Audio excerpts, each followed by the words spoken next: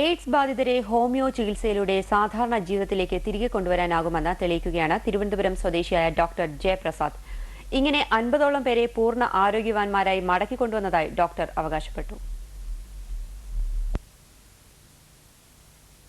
ഡോക്ടർമാർ കൈയൊഴിഞ്ഞവരും ഇനി മരണം മാത്രമാണ് പ്രതിവിധിയെന്ന് കരുതി ജീവിതം തള്ളി നീക്കിയവരും ഉൾപ്പെടെയുള്ള 50ഓളം പേരിലാണ് പരീക്ഷണമെന്ന നിലയിൽ ഡോക്ടർ ജയപ്രസാദ് ചികിത്സ തുടങ്ങിയത്. ഇതോടെ രോഗബാധിതരിൽ അവസരവാദ രോഗങ്ങൾ സുഖപ്പെടുകയും രക്തത്തിലെ രോഗപ്രതിരോധ ശേഷി കൂട്ടുന്ന ശ്വേതരക്താണുക്കളുടെ എണ്ണം വർദ്ധിക്കുകയും ചെയ്തു. HIV വൈറസുകളുടെ എണ്ണം കുറഞ്ഞ രോഗികളിൽ ഭൂരിഭാഗം പേരിലും പൂർണ്ണ ആരോഗ്യം തിരികെ വന്നു. എനിക്കിപ്പോൾ ഫംഗൽ ഇൻഫെക്ഷൻസ് ഒന്നും വരുന്നില്ല, സ്കിൻ പ്രോബ്ലംസ് യാതൊരു വിധത്തിലും പിന്നെ വന്നിട്ടില്ല. ഞാൻ പൂർണ്ണമായിട്ട് ഇപ്പോൾ അതിൽ നിന്നും രക്ഷപ്പെട്ടു. നമ്മളുടെ ഇമ്മ്യൂണിറ്റി പവർ 500-ന് മുകളിൽ എത്തിക്കഴിഞ്ഞാൽ നമ്മളൊരു സാധാരണ ഒരു വ്യക്തിയെ പോലെ തന്നെയാണ്. അതിൽ പോസിറ്റീവാണോ നെഗറ്റീവ് ആണോ എന്നുള്ളത് നമുക്ക് സയൻറ്റിഫിക് പരമായിട്ട് നെഗറ്റീവ് റിസൾട്ട് വരണം എന്നുള്ളതാണ് പറയുന്നത്. പക്ഷേ നമ്മളെ സംബന്ധിച്ച് 500-ന് മുകളിൽ CD4 കൗണ്ട് വന്നു കഴിഞ്ഞാൽ നമ്മൾ ആസ് എ നെഗറ്റീവ് പേഴ്സൺ നമുക്ക് ജീവിക്കാൻ പറ്റും. ഉണ്ട്. എനിക്ക് CD4 അപ്പോഴും നോക്കിയപ്പോൾ 350-നകം ഉണ്ടായിരുന്നു.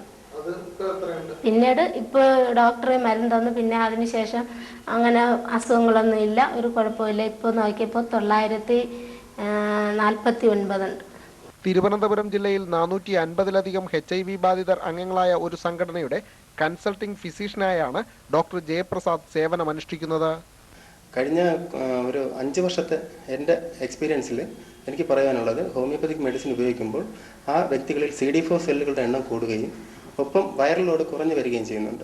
ഇത്തരത്തിൽ കണ്ടിന്യൂസ് ആയിട്ട് ആ വ്യക്തിയെ ഒരു ഒബ്സർവേഷനിൽ വെച്ചുകൊണ്ട് ഒരു റിസർച്ച് ആക്ടിവിറ്റി ചെയ്ത് തന്നെ ഇത് കൊണ്ടുവരികയാണെങ്കിൽ ഭാവിയിൽ HIV നെഗറ്റീവ് എന്ന റിസൾട്ട് കണ്ടെത്താൻ ഹോമിയോപ്പതിക് മെഡിസിനിലൂടെ കഴിയുമെന്നാണ് എൻ്റെ പൂർണ്ണമായ വിശ്വാസം.